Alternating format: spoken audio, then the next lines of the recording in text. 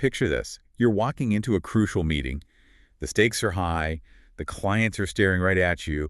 And instead of, you know, delivering your brilliant opening line. You're just frantically mashing buttons on a sticky conference room remote. Exactly. You're praying the projector turns on. You've got dead batteries, the wrong inputs. I mean, we have all felt that very specific kind of dread. Oh, absolutely. It is a universal professional nightmare. The tech that is supposed to help us communicate just ends up completely getting in the way. Right. So today on the deep dive, we've got the spec sheet for the Javelin AT-DISP-CTRL. That's from HDTVSupply.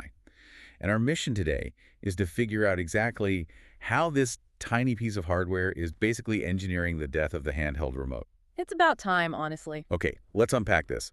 We are looking at a highly compact display controller built specifically for huddle rooms and small meeting spaces, right? Yeah, that's the core of it. I mean, the Javelin's entire design philosophy is built around eliminating user interaction with room control. So no wall panels. Right, you don't touch a wall panel, and you certainly do not touch a remote. I love that idea, like an invisible AV butler. You walk in, you plug an HDMI cable into your laptop, and boom, the screen wakes up. And then you unplug, and it just shuts down. But wait, how does it actually know to do that? I mean, without running some background app on your computer. What's fascinating here is the physical trigger mechanism. It isn't relying on, like, complex network pings. It's actually looking for voltage. Voltage, like a physical electrical charge. Exactly. When you connect an HDMI cable, a specific pin inside that connector sends a tiny 5-volt electrical pulse. Oh, wow.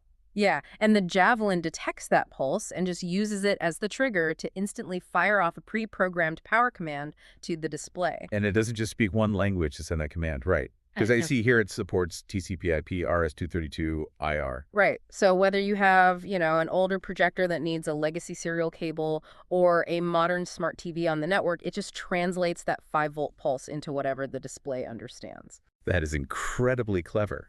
But, to truly replace a remote, this thing can't be an eyesore. It kind of has to vanish. Oh, it does. Yeah, it's extremely low profile. It's just 1.02 inches high. You could bolt it completely out of sight under a table. Oh, and I see it uses power over Ethernet, too. Which is a massive relief for IT teams. I bet. You don't have to bribe an electrician to go install a new wall plug under a desk just to power the thing. Exactly. Pulling power directly from the network switch just makes deployment incredibly frictionless. Well, here's where it gets really interesting. Looking at the behavior settings, there's a highly specific feature for an adjustable lamp cooldown timer. Why give the controller that level of authority over a shutdown sequence? Basically because rapid temperature changes are a death sentence for expensive projector bulbs. Oh, because they get so hot. Right. So if someone unplugs their laptop and then immediately plugs it back in to show, like, one last slide, a standard automated system might try to instantly fire that hot bulb back up. Which would just pop the bulb? Exactly. The cooldown timer acts as a physical safeguard. It locks out the power on command completely until the hardware is safely cooled down. Okay, let me play devil's advocate for a second. Automation is great, but HDMI handshakes are notoriously buggy. Oh, they can be awful. Right. So if I plug in, say, a 5-year-old laptop in a bring-your-own-device room, isn't there a risk this automated system just gets stuck in an infinite loop trying to force a 4K resolution the laptop can't handle? Well, that would absolutely happen if this were just a dumb pass-through box. But the Javelin actively manages the EDDIDE and HDCP protocols right at the controller level. Oh, which is a lifesaver.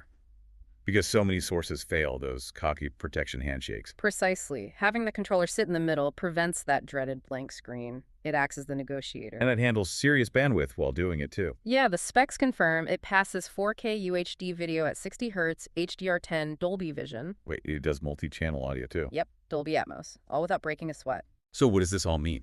We're looking at a piece of tech that retails for around $535.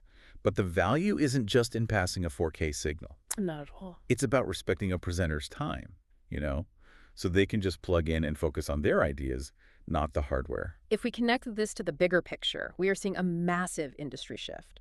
We're moving away from reactive IT. Where support tickets are basically just about fixing broken remotes. Exactly. Moving toward proactive AV infrastructure.